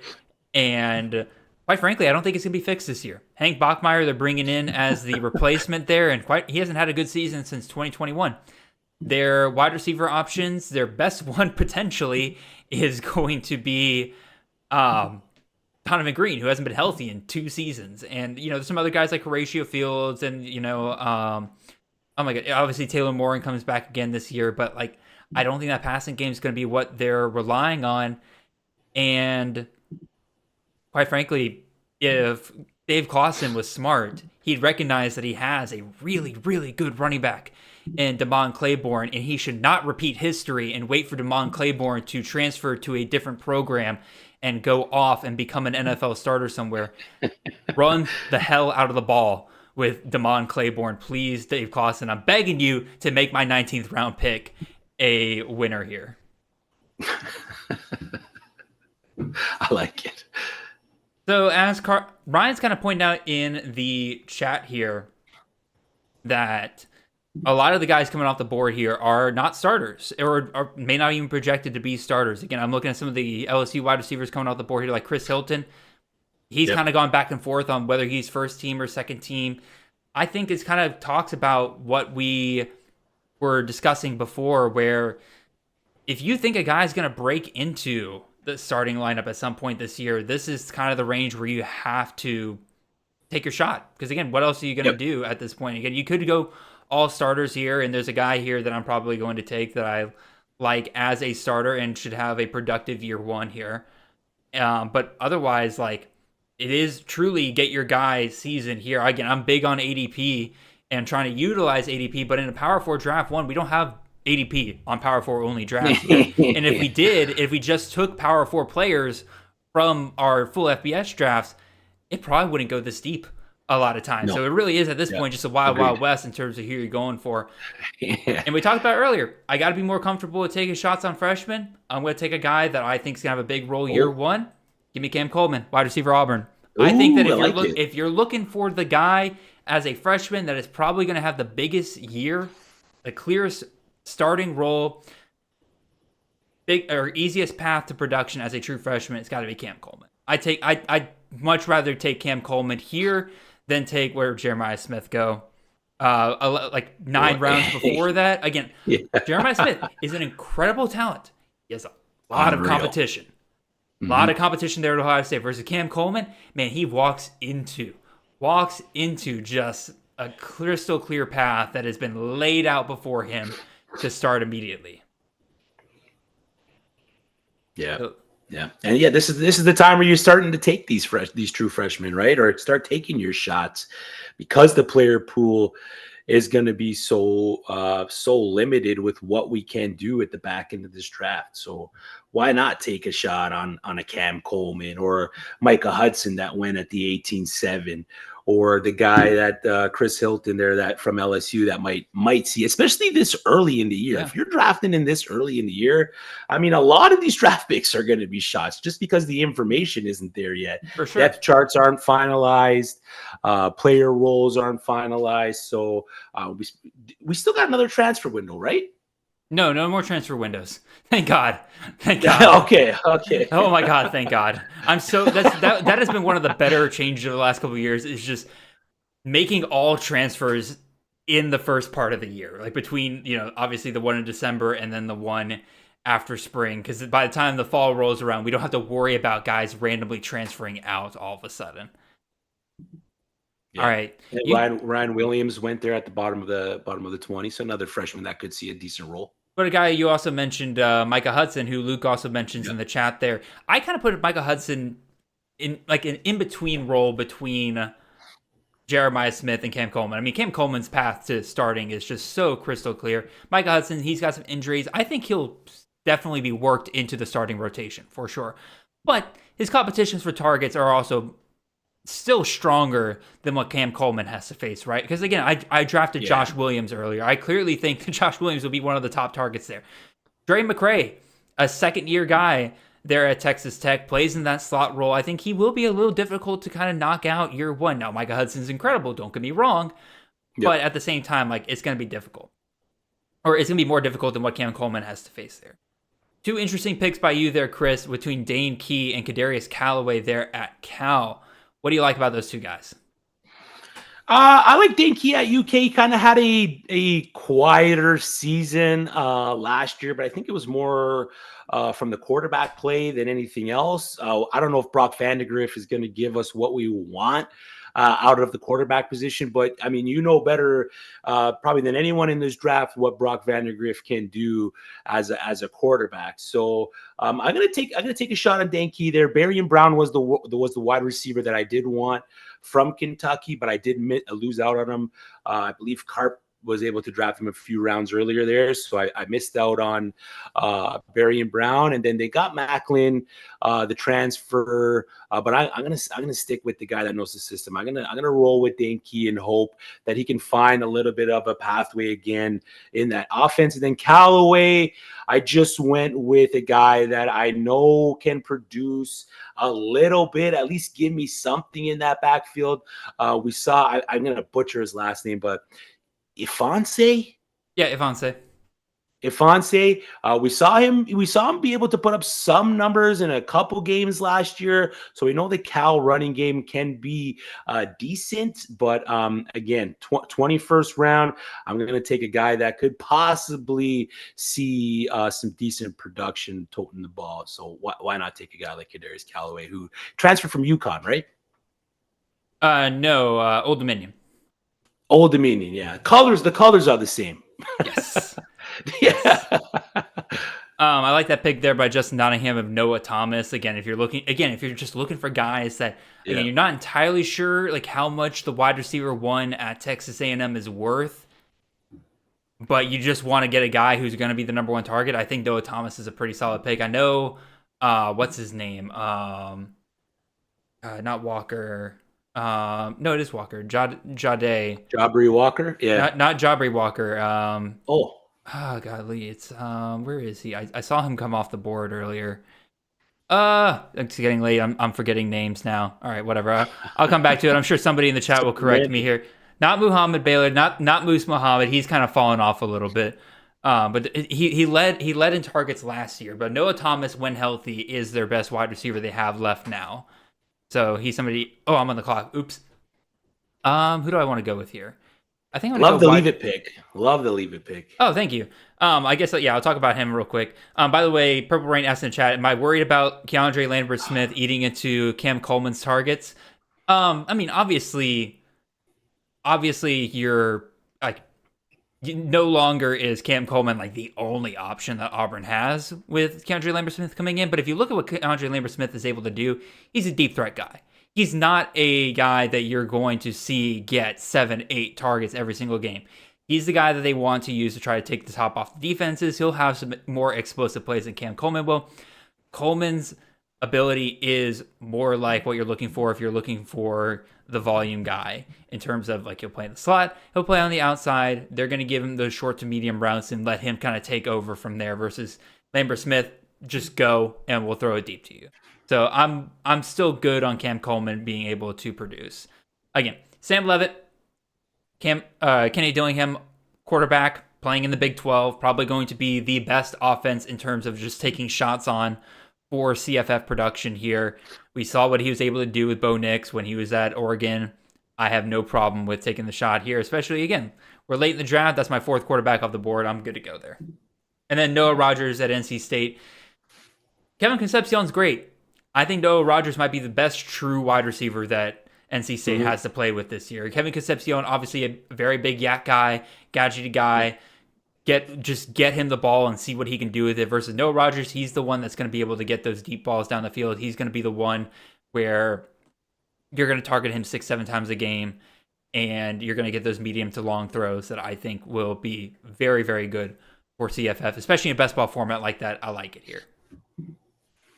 I like that pick. Let's see. All right, you took Drew Alar there at Penn State, Mr. 18 to 20 points per game, locked in himself. Locked in.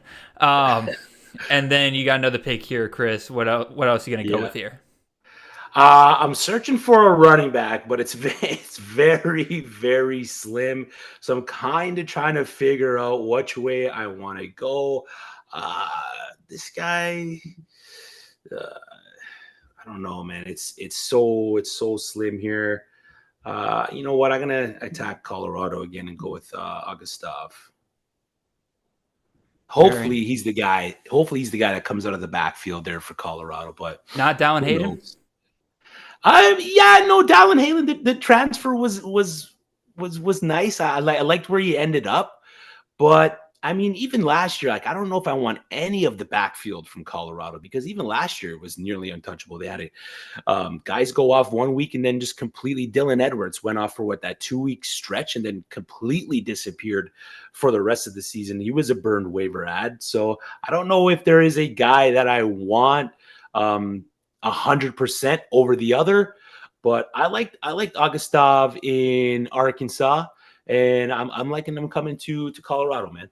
Alrighty, I'm going to use very quickly our new tool at Campus to Canton. For those of you who don't know what this is, we have a new draft assistance tool that is perfect for leagues like this, where you kind of get to a certain point where you're like, oh my God, who the heck is even left in terms of guys that I can grab?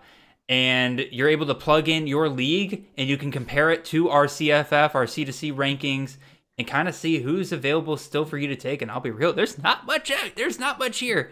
So it's not much. There's not much here. Oh, good Lord. I guess I'll go ahead. What do I got? 7 seconds, 5 seconds. I guess I'll go ahead and take a homer pick here.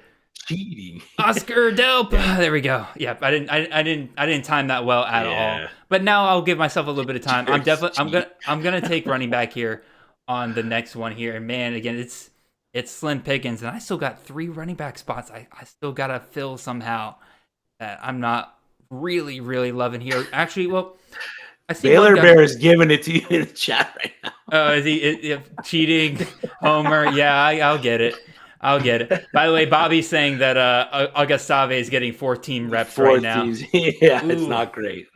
Bobby did ask, and I think this is relevant because Rebel did take Mayava there in the 21st round, Chris. How do you feel about that USC quarterback battle? Miller Moss looked great in the bowl game. They bring in Mayava. Miller Moss did not look good in the spring game. No. And I guess there's a bit of question up in the air of, is Moss going to be able to make it through the full season as a starter, or do they switch to Mayava at some point? I think without having that true elite quarterback there for Riley in that system, like, he's not going to have a Kyler Murray, he's not going to have a Caleb Williams.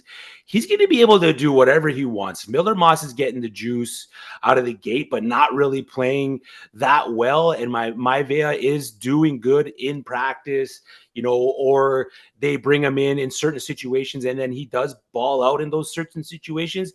He will not be he will pull the trigger quickly. He will not hesitate to pull the leash on Moss and bring in Ivia, because he's not worried about hurting any kind of feelings or anything like that. So there's going to be it's going to be a check your ego at the door in terms of the quarterback, and may the best man win the job. I don't have one that I'm specifically targeting over the other. Of course, I like the value that we're getting on Ivia over Moss, so I'd be more willing to take Ivia because I'm not a big fan of Miller Moss.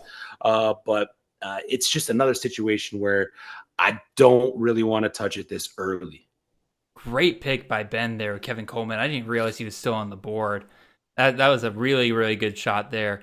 I'm going to take a shot at running back here. This is a guy I know for a fact is not going to start, obviously, because his counterpart is going in the first round of this draft. A guy I actually really wanted in the first round. But if the guy who went off in the first round here does not draft or gets hurt for whatever reason, I'm fully confident that I'll get the next guy up here at Kansas. I'll take Daniel Highshaw, running back out of Kansas here.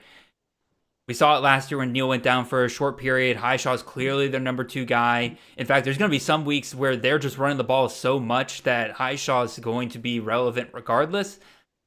But if Neal goes down for whatever reason, I'll take the potential that Highshaw gives me here at the end. Yep, I like that pick. I had him lined up there. Ryan says I can't run the predictor tool. I cry havoc. Ryan, I'll put the league code in the chat here, Ryan, for you to plug into the tool so that you can make sure that you're putting in the right stuff. Oh, great pick from Kane there. Trayshawn Ward was another guy that I was looking at there at Boston College. Again, you're kind of looking at this point in the draft, like who are some running backs that if the guy goes down in front of them could very much pick up right after them. I think Ward is one of those guys. I think Kai Robichaux will still be your number 1 guy at Boston College this year, but Ward, he's a talented enough guy that if Robichaux goes down for some reason, you pick him right up from there. In fact, did Kane?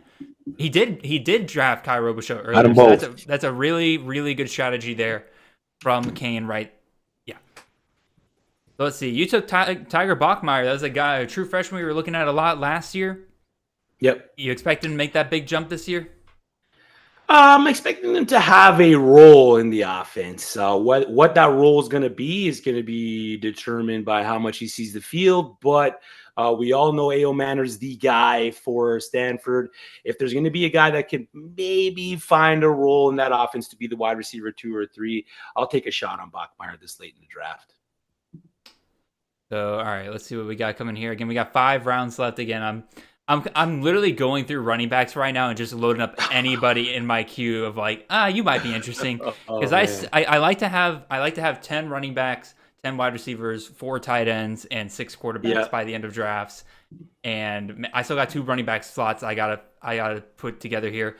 I also just realized that my entire ranking of quarterbacks is now off the board, so I'm gonna have to get creative there with those guys as well. I got a few guys I spot here almost immediately that I can probably work with. I'm actually gonna see if a certain, yep, there he is. I might go back on my word and get more comfortable with freshmen here in a second. So, also, another name that I would never draft in a full FBS draft, but again, screw it. We're in a Power 4 league tonight. We're just gonna shoot for the moon. I love it. Also, here we go. Ryan, I just found out that in Fantrax drafts you can sort by team. You can. Found that out like 3 weeks ago. And that's been a game changer for me. But just being able to go team through team, position by position. I mean, it gets a little time consuming, but it's great in these deeper drafts where you can just you're not scrolling through the whole player list to try to find a certain guy or typing it out. Go to the team, see who's on there. And then also, not everybody's in the Fantrax database yet. So if you're doing C2C supplemental drafts, CFF drafts, make sure that you might search for a guy and think that he's picked because he doesn't show up. But make sure you're looking at rosters and you're combing through who's got who, because there's a quarterback that he's not in this draft, but in C2C drafts and CFF drafts at UNLV that you can probably get later because he's not in the player database yet, right? No, I agree. All right, I just took Dylan Raiola. Again, a guy I would not normally take in a full FBS draft. Again, I don't really love taking true freshmen, but he's going to be the starter at Nebraska. And why not at this point? At this point, like, they're going to want could be the steal of the draft. It could be the steal. Now, again, his skill set does not lean itself to an elite option for CFF, right? Like, especially in the 4-point passing TD. 4-point passing touchdown. This is absolutely very similar to a Drew Allar pick, right? Where, like, I can lock in probably 16 to 20 points per game with Dylan Raiola. That'll give me a nice floor. Another guy here I'm going to draft in a second. This next guy I'm going to draft at quarterback, never would take in a full FBS draft, but at this point, I love his athleticism, so I'll just see where we can get with him. It's a transfer that has kind of gone under the radar. it's a school that has literally nothing to lose, and so I'm curious to see how much they actually unleash this guy this upcoming year, just to see what the heck they can do, because otherwise they're going to be a bottom 3 team in their conference. Again, I love dropping these little hints now, especially at the end, to see if anybody can kind of pick up who I'm picking, or pick up any. Oh my gosh. Pick up what I am putting down here. Also, I'm actually shocked. We're an hour and a half in, and like normally, like in the last 5 rounds, we'd already be almost at 2 hours. So like, I don't know what's up with our drafters tonight, but man, they're making their picks quick. And Justin figured out who I'm talking about. Dadgummit.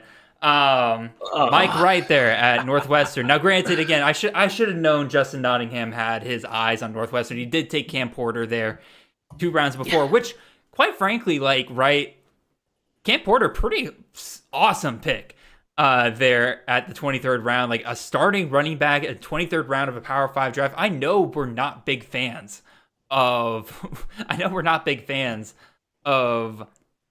Northwestern, right? But like, we've seen Cam Porter produce some solid weeks for CFF before, and you could do a lot worse than what's going on there. So, Justin, hat tip to you. You figured out who I was talking about, and I should be a lot more reserved moving forward. I think looking at quarterback again, there's not a lot of really true starting quarterbacks left. So I think I'm going to have to go with a guy that, again, typically I would never touch, but man, no, I'm not going to drop hints. I'm not going to drop hints because I keep doing that. I will say, Bobby, it is not Chandler Rogers. It is not Chandler Rogers. I do think, actually, I'm gonna drop who you know what? That's gonna be another name I'll put down just in case I get sniped here. But who'd you put down? I'm not gonna say. I think that's the 3rd time I tried to get you. I was hoping a little later in the show you'd slip up. Nope, I might be tired, but I'm not that tired, Chris. I'm not that tired. Still got it. I love it. Pavia is actually a really good guess. I did look a bit more into Pavia today with Vanderbilt, because again, another team very similar to Mike Wright, right? Where like they got nothing to lose. They bring in Pavia. They're running Jerry Kill's offensive system, right? Like that is actually a fun pick here. You might actually convince me there, Bobby, but I think I am going to go with a guy that, again, another team that has kind of nothing to lose. I think it provides some solid options here at the end. Second year in the system, I think could help him out a lot. We'll see. Ben is once again waiting on his pick, hoping that I slip up so that he can take it. Don't worry, Ben. If you take, and guess what he did? Is it Thorn? It was Thorn I was looking at. You know what? Screw it. I'm taking Pavia because that's actually a really good suggestion by Bobby there. The other guy I was thinking of was Mendoza there at Cal. Yeah. Because that's who's going to start for Cal. Guys, I like Chandler Rogers. It was a huge mistake for him to leave North Texas to become the backup at Cal, if that is what his goal was, right? If his goal was to be the starting quarterback for Cal, I think he made a massive mistake there. Mendoza looked pretty solid to finish the year last year. I don't think he's going anywhere. Yeah, Ben, good job. You sniped me on Thorn. You pieced together who I was looking at there. So, Chris, gotcha. We got 5 rounds left here, man. Yep. Look at your roster. Like, what are you still trying to grab? What are you still trying to kind of poke holes into? What do you think? I got to shore up my tight end room. I only have the 2. So I like to walk out with at least 4 in these deeper best ball drafts. Grab another quarterback and then finish it off with a couple running backs. I mean, there's really only handcuffs and a couple, decent guys still left on the board at the position. So for me, I got a running back. I mean, I got a tight end in mind here, a transfer tight end from Florida State that I'm thinking could have a decent year in his new role at Arizona State. And that's Marqueston Douglas. Right now, I believe he is listed as the starting tight end. And then Levitt's there tossing the rock. So he got an upgrading quarterback. I'm looking forward to it as my tight end 3. I'm looking forward to a Douglas season. I mean, he might just be a 4 or 5 point guy because of how big he is, and his usage might limit him to being a more of a pass blocking tight end. But I've liked what I've seen so far on tape. All right, so I'm trying to do some quick research real quick because Bobby brought up in the chat that Chandler Rogers apparently is going to try to get another year of eligibility. He has no idea how.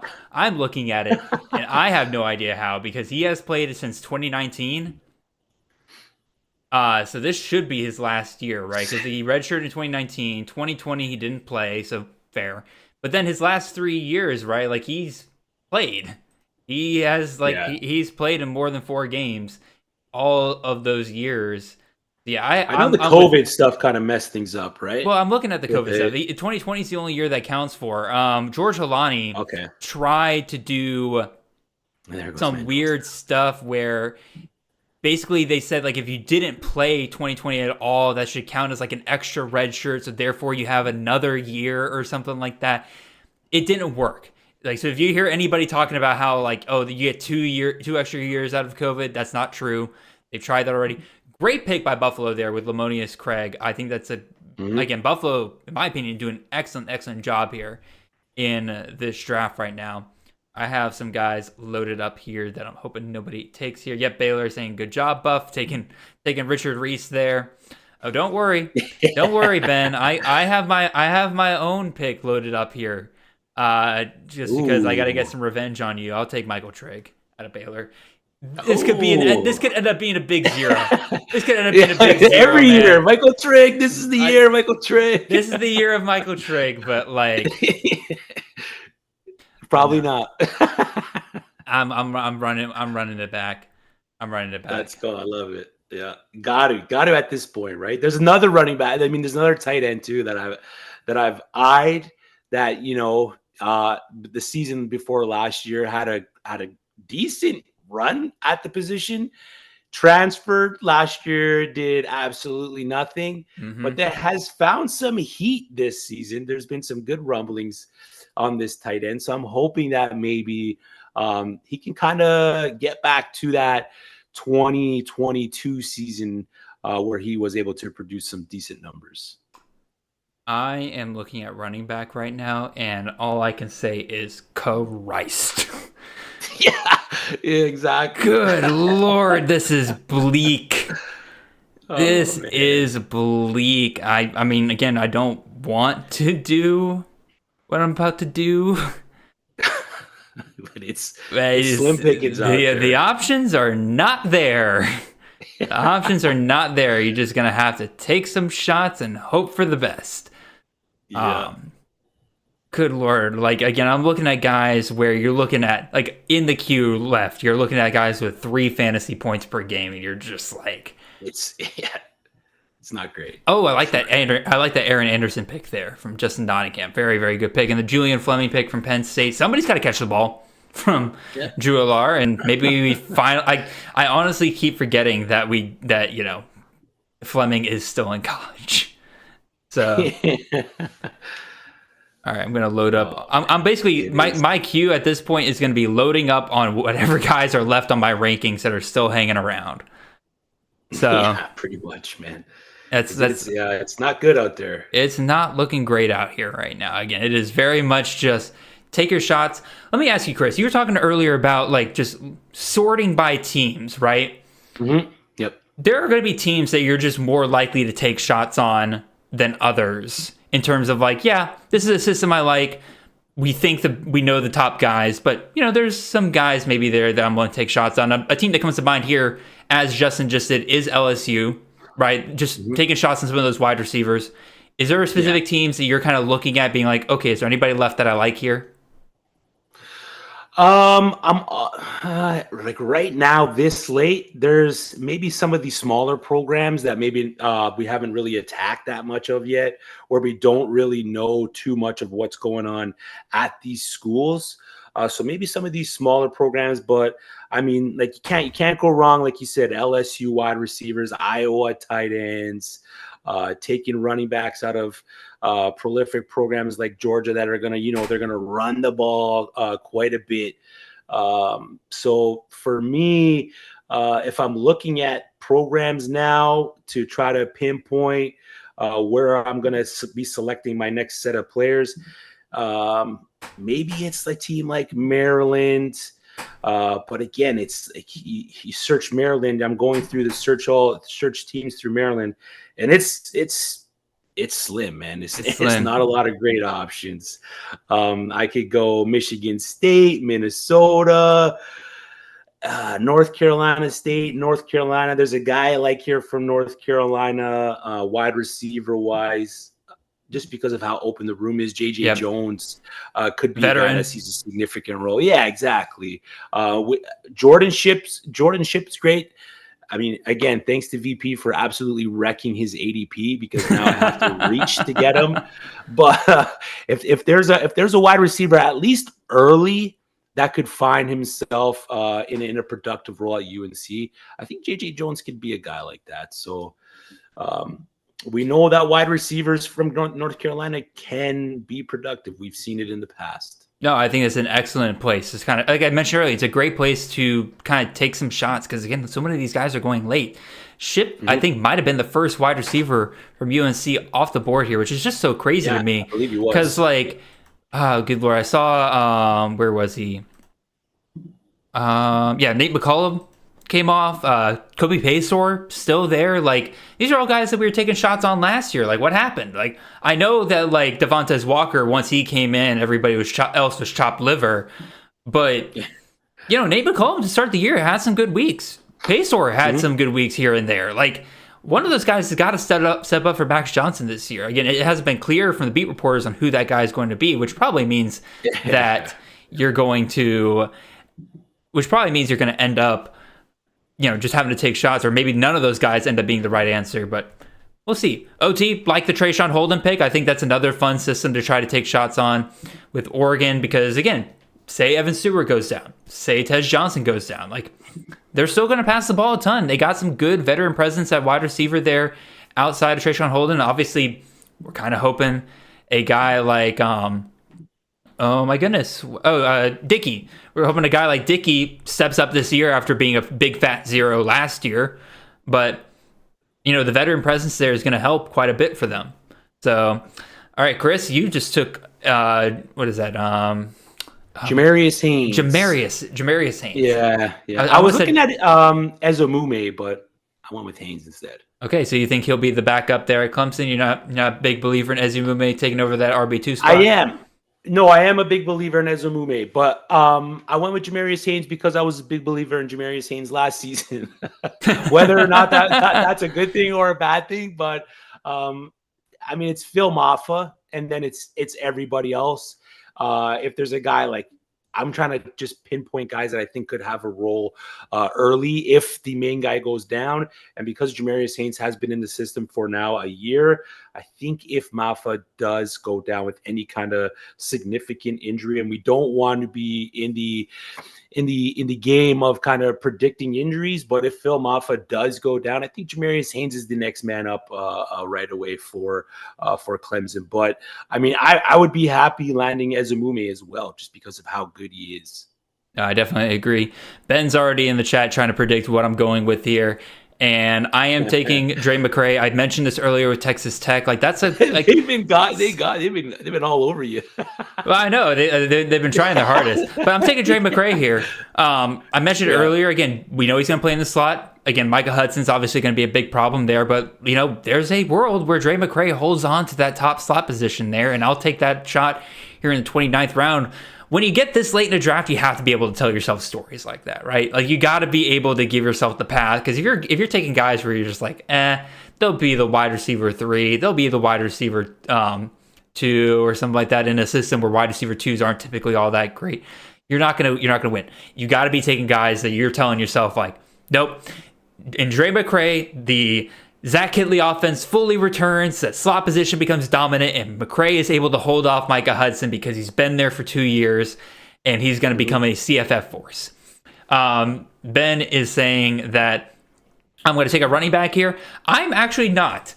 I looked back at my roster, and for the most part, for a Power 4 draft, I'm pretty happy with my running back room. I obviously don't love that I'm taking 2 guys in Highshaw and Robinson that are clearly RB2 guys, but I think that's pretty much everybody's draft at this point, right? Where you have like what one, or I can't count, 6, 7 guys that you know for a fact are going to be starters, and then some guys that you take shots on.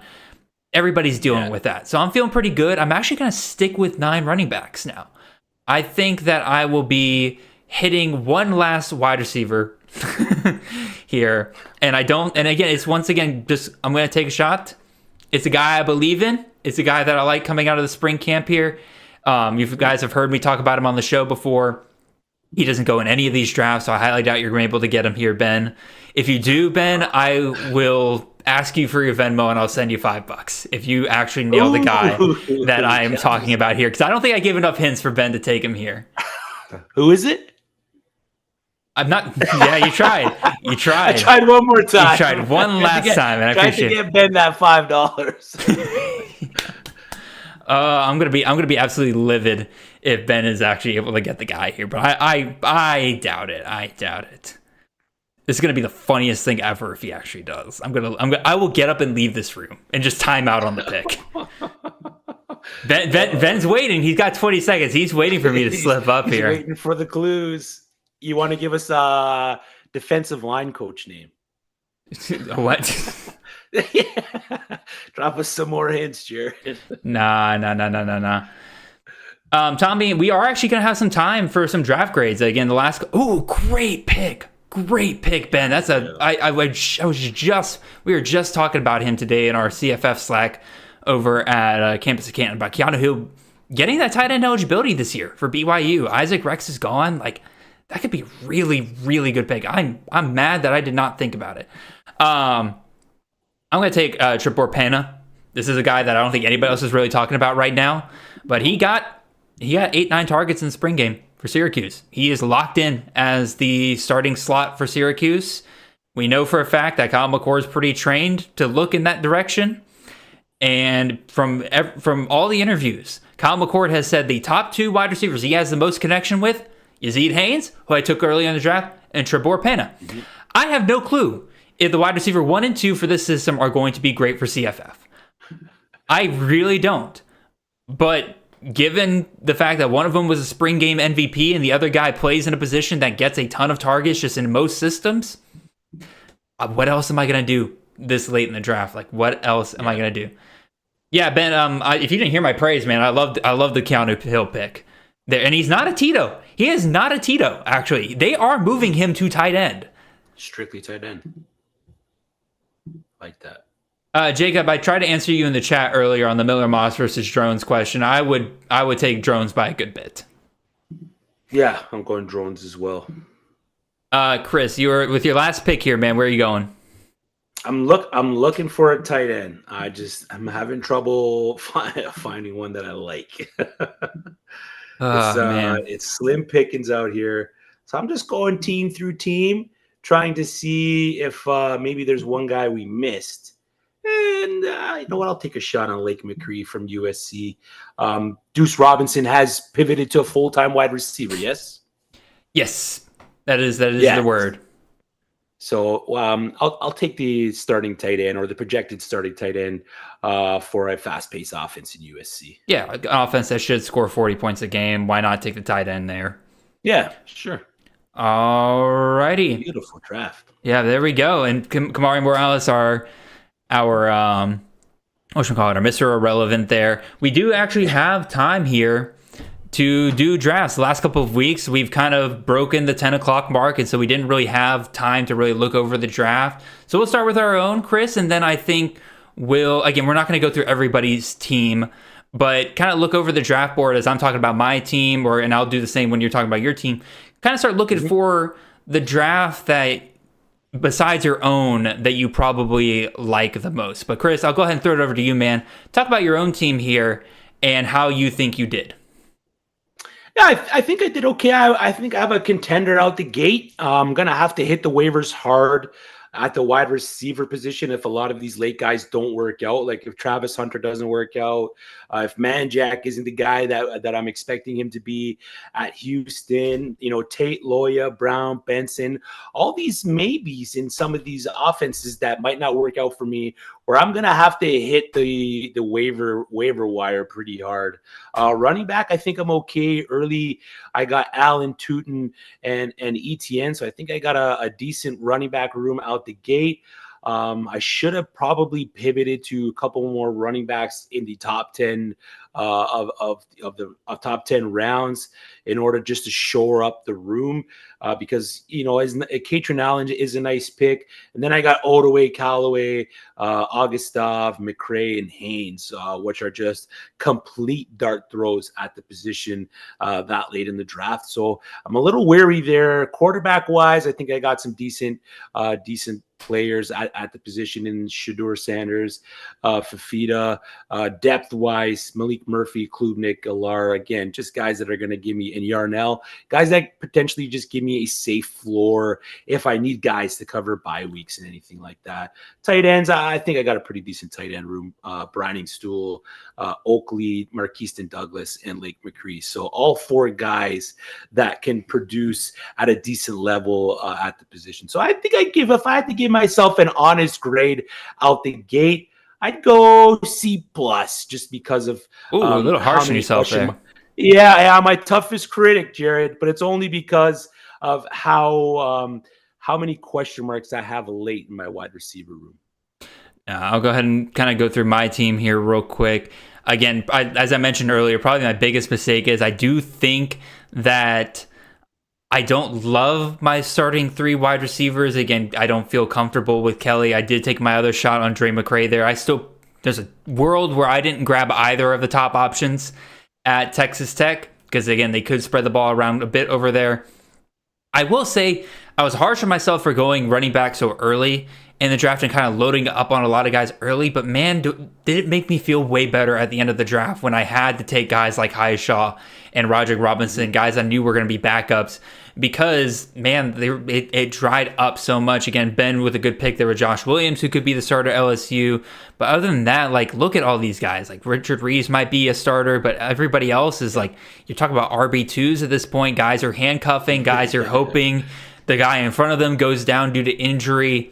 It gets torture pretty back end here. Versus wide receivers, I'm still taking starters. Like, at least you have that going for you. If, like me, you didn't hit wide receiver as early as you probably should have here. I actually really like my quarterback room for the most part. Again, Raul and Pavia, again, I don't feel super comfortable, but man, again, that's what it is when you're in Power 5. You don't feel nearly as comfortable on the back end of drafts here. And you're really kind of dumpster diving for some quarterbacks I don't really typically like. But two starters in offenses that should be doing pretty good. Or not pretty good, but like that'll ask a lot of their quarterbacks here in the near future. And then tight end, right? Again, Lachey I'm always good with. Nesbitt, I still think is a massive value in drafts right now. Oscar Delp, I still think that's the tight end owned at Georgia. And then, fun shot there with Michael Trigg. But if I'm being real, I probably would have gone with Ben's Keanu Hill pick if I had remembered to actually put him in my rankings for this draft. I would say I would give myself a B. Again, I'm a little bit nicer to myself than you are, Chris. I got a bigger ego, and so I'll give myself a B on this one. Again, there's if I did another Power 4 draft, I would do things probably a little bit differently. I would, again, man. 11 in red here, man. Like the some of those first picks with Devin Neal, Kyle Monungai, like that hurt. That hurt so hard to start the draft there.